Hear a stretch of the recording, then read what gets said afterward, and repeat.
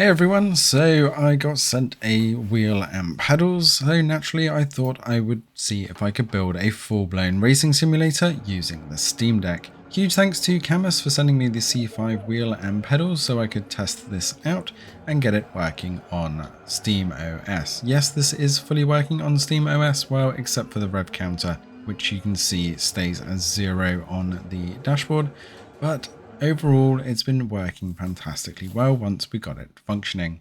This comes with a great package. The wheel and base are kind of all integrated, but we have a clamp stand and we also have the pedals, which aren't the best, but this is an entry-level set and has been more than enough fun. As you can see with the pedals and all of the equipment that we get sent in the box, we get a whole host of bits and pieces so that we can clamp this to the desk and also to the wheelbase. This wheel is far heavier than it looks, and we get all the power and everything as well. And you can see from the inputs we get a fan, we get USB, and we also get an extra input for a handbrake or shifter if you want to add that as well. But all of the weight is in this wheel, as it is a direct drive with force feedback all in one unit. We don't have another hefty base apart from the stand on the extra as well. You'll see me failing at Assetto Corsa Competition quite regularly with this setup. Of course, you can just kind of bolt the Steam Deck onto the stand from the seat or from wherever you're running, but I did decide to try a few different configurations here.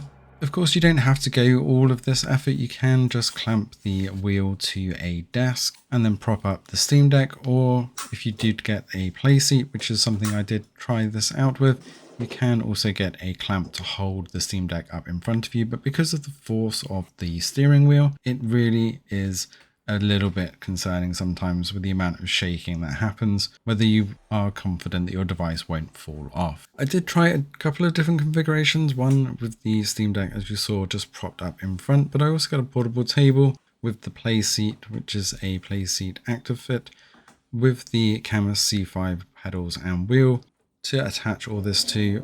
And then with the portable desk, I did also clamp on a portable monitor, which is one of the UPERFECT monitors, and I'll link all of this stuff in the description below, as well as just trying with the VITURE XR Pro glasses that I got sent a little while ago, which I have a full review on separately, but if you want to check those out, I'll link that in the description below as well.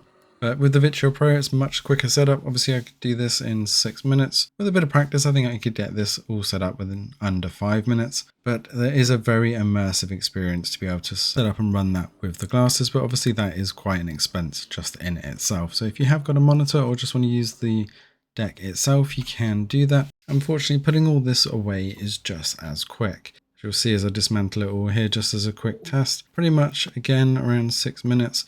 To put all this away. And just a little note that if you are using the Playseat, then when you put this back up, it is all around balance, because when you first put it up, it doesn't look like it's going to stand up at all. But what we can do is just loosen off that steering wheel and reposition it slightly, especially with the way the pedals can also just attach, and get that center of gravity just a little bit better. And if that doesn't work, we can also just loosen off the tightness of the Velcro, keeping it all together to give it a slightly wider base, and then it all balances a lot better, and you can just tuck it away in a corner somewhere. As you can see here, once I've got that balance right, it freestands very happily. The focus here though is on the wheel and pedals, and it did take a bit of effort to get this working on Linux, and there wasn't a lot to find online, which was actually extremely frustrating. The process to actually get this working was very simple. Once I had the right instructions, it only took around 5 to 10 minutes in desktop mode to sort that out.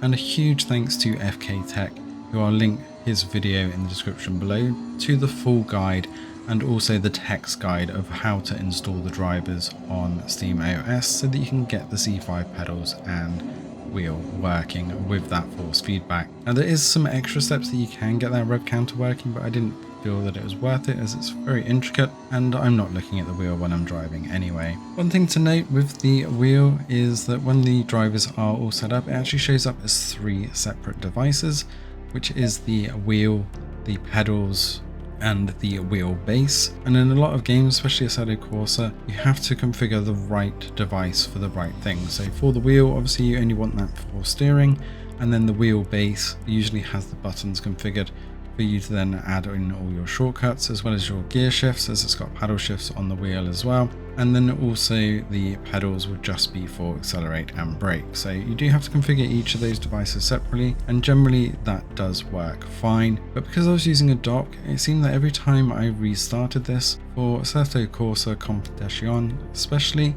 I had to remap them every time, which was a little bit annoying. But if you didn't disconnect and reconnect it, then it did remember all those mappings just fine. I did also try this on Dirt Rally 2, which actually says unsupported on the Steam Deck, but it works perfectly fine. And again, all that force feedback and everything worked perfectly well. And this is where you really notice just how heavy the force feedback is on the wheel, and I had to really dial down the force feedback somewhat, as it did shake my arms to pieces and could be quite violent, especially as I spent a lot of time crashing. So there is an app that you can download for iOS and Android so that you can actually configure the wheel and force feedback, as well as the steering lock. So I had my steering lock set to 270 degrees so that I didn't have to do a full rotation for some of those heavier corners. As you can see here, as you crash, the wheel does go a little bit crazy sometimes. Overall though, it is a great way to play, and playing with the glasses does make it extremely immersive. But if you do want that separate screen, then I do recommend getting something like the Playseat, as it does just change the way that you play this and makes you feel like you're actually in a full racing simulator.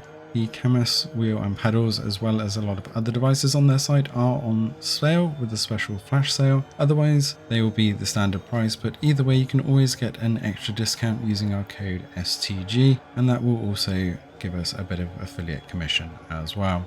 Let us know in the comments below if you're going to be diving into this one, and I'll look at seeing how portable this is, and maybe I'll take it out and about to see if I've got a fully portable racing simulator. Let us know in the comments below what other games you'd like to see us test out on the channel, and I will post some Steam Deck footage of the Dirt Rally Assetto Corsa Competition. And oh yeah, it does work on BeamNG, but BeamNG Drive is a little bit laggy on the Steam Deck, but I will post performance for all of those games very soon so that you can see how they perform, and I will be using the wheel and pedals to get that footage as well. Let us know in the comments below if you're going to be picking this up, or if you've tried any other wheels and pedals on the Steam Deck. Thanks for watching, and see you in the next one.